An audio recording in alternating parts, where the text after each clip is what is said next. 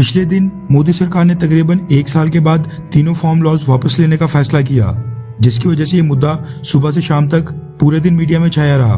भारत में तो चलो राजनीतिक माहौल बिल्कुल गर्म था, लेकिन पिछले कल अमेरिका में भी हाल कुछ ऐसा ही था, क्योंकि अमेरिका की न्यूक्लियर फुटबॉल का बटन, जिस पर एक उंगली रखने से दुनिया के किसी भी कॉर्नर में न्यूक्लियर अटैक हो सकता है, यानी न्यूक्लियर वॉर छिड़ सकता है, वो अमेरिका के प्रेसिडेंट जो बाइडेन से ट्रांसफर होकर अपने आप को भारत की बेटी बताने वाली वाइस प्रेसिडेंट कमला हैरिस के पास चले गया है, जो कि आमतौर पर अमेरिका के प्रेसिडेंट के पास होता है। ये ट्रांसफर अमेरिका के साथ साथ पूरी दुनिया में बहुत ही ज्यादा डिस्कस किया जा रहा है, क्योंकि कमला हैरिस अमेरिकन इतिहास की पहली वुमेन वाइस प्रेसिडेंट है, और ये चीज ऐसे समय पर हो रही है जब भारत और चाइना, ये दोनों ही न्यूक्लियर पावर से लैस देश, आमने सामने खड़े हैं। अमेरिका में एग्जैक्टली क्या हुआ और अचानक से प्रेसिडेंसी की सारी पावर्स कमला हैरिस के पास कैसे चले गई, ये बताने से पहले मैं आपको भारत के फॉरेन एक्सचेंज रिजर्व्स का लेटेस्ट फिगर, जो कि रिजर्व बैंक ऑफ इंडिया ने पिछले कल रिलीज किया है, वो बता देता हूँ। रिपोर्ट्स के मुताबिक 12 नवंबर को खत्म हफ्ते में भारत के फॉरेक्स रिजर्व्स 640.8 बिलियन डॉलर से सीधा गिरकर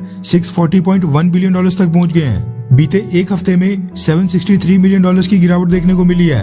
उससे पिछले हफ्ते की बात करें तो उसमें भी 1.1 बिलियन डॉलर की गिरावट देखने को मिली थी। भारत के फॉरेक्स रिजर्व्स ने 3 सितंबर को 642.4 बिलियन डॉलर्स का लाइफ टाइम हाई आंकड़ा पार किया था।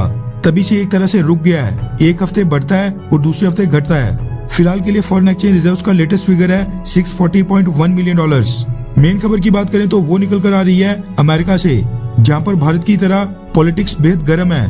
अमेरिका के राष्ट्रपति जो बाइडेन अगले कुछ दिनों के लिए वाइस प्रेसिडेंट कमला हैरिस को अपनी सभी पावर्स ट्रांसफर करने जा रहे हैं, जिसकी जानकारी खुद ही व्हाइट हाउस ने एक बयान जारी करके दी है। दरअसल अमेरिका के president Joe Biden Walter read national military medical centre जा रहे हैं, जहां पर प्रेसिडेंट के तौर पर उनका रूटीन मेडिकल चेकअप करवाया जाना है, जिसको लेकर रिपोर्ट्स ये निकल कर आ रही है कि जो बाइडेन को हेल्थ चेकअप में क्लोनोस्कोपी नाम का एक प्रोसीजर करवाने के लिए एनेस्थीसिया लेना पड़ेगा, जिससे अमेरिका के राष्ट्रपति कुछ समय के लिए अचेत अवस्था में रहेंगे, यानी आसान शब्दों में कहो तो वो होश में नहीं होंगे और अमेरिका के प्रति अपनी जिम्मेवारी निभाने की हालत में भी बिल्कुल नहीं होंगे, जिसके चलते फिलहाल के लिए अमेरिका के राष्ट्रपति जो बाइडेन ने अपने इलाज के कारण वाइस प्रेसिडेंट कमला हैरिस को कुछ समय के लिए अमेरिका की कमान सौंप दी है। इसके बाद अब कमला हैरिस बतौर अमेरिकी प्रेसिडेंट देश की कमान संभालेंगी।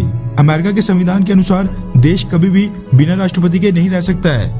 इसके अलावा राष्ट्रपति की सोचने समझने की ताकत खत्म होने की अवस्था में भी वहाँ पर वाइस प्रेसिडेंट को ही सभी जिम्मेदारियां सौंप दी जाती हैं। अमेरिकी संविधान में राष्ट्रपति को दी गई सभी शक्तियां कुछ दिनों के लिए फिलहाल वाइस प्रेसिडेंट कमला हैरिस के पास ही रहेंगी।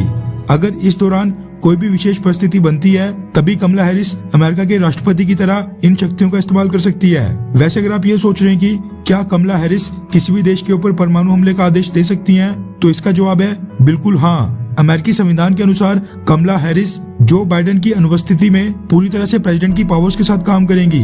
इस दौरान अगर अमेरिका के ऊपर कोई भी परमाणु हमला होता है या फिर किसी भी परमाणु हमले का खतरा महसूस होता है, तो उस समय कमला हैरिस न्यूक्लियर हमले का आदेश भी दे सकती हैं, या फिर ये कह लो कि जो उनके पास न्यूक्लियर फुटबॉल है वो उसका बटन भी दबा सकती हैं। वैसे रूटीन क्लोनोस्कोपी की बात करें तो प्रेसिडेंट जो बाइडेन को ये प्रोसीजर हर साल करवाना पड़ता है, जिसका मतलब है कि ये चीज सेम अगले साल भी देखने को मिलेगी, जब कुछ दिन के लिए सारी presidential powers vice president Kamala Harris के पास चले जाएंगी। यहाँ पर एक और चीज मैं आपके साथ शेयर करना चाहता हूँ कि डोनाल्ड ट्रंप की प्रेस सेक्रेटरी रह चुकी स्टेफनी ग्रीशान ने रिसेंटली अपनी बुक में रिवील किया था कि अमेरिका के पिछले प्रेसिडेंट डोनाल्ड ट्रंप ने भी सेम इसी तरह की ट्रीटमेंट के दौरान एनेस्थीसिया लेकर अपनी सारी powers vice president Mike Pence को देना प्रेफर नहीं किया था, क्योंकि उनको लगता था कि इससे वो वीक लगेंगे, और उन्होंने अपने प्रोसीजर बिना एनेस्थीसिया के करवाया था। ऐसा नहीं कि जो बाइडेन ऐसा कुछ करवाने वाले पहले अमेरिकन प्रेसिडेंट हैं। साल 2002 और साल 2007 में भी तब के American president George W Bush, उन्होंने भी कुछ इसी तरह के प्रोसीजर के दौरान अपनी सारी पावर्स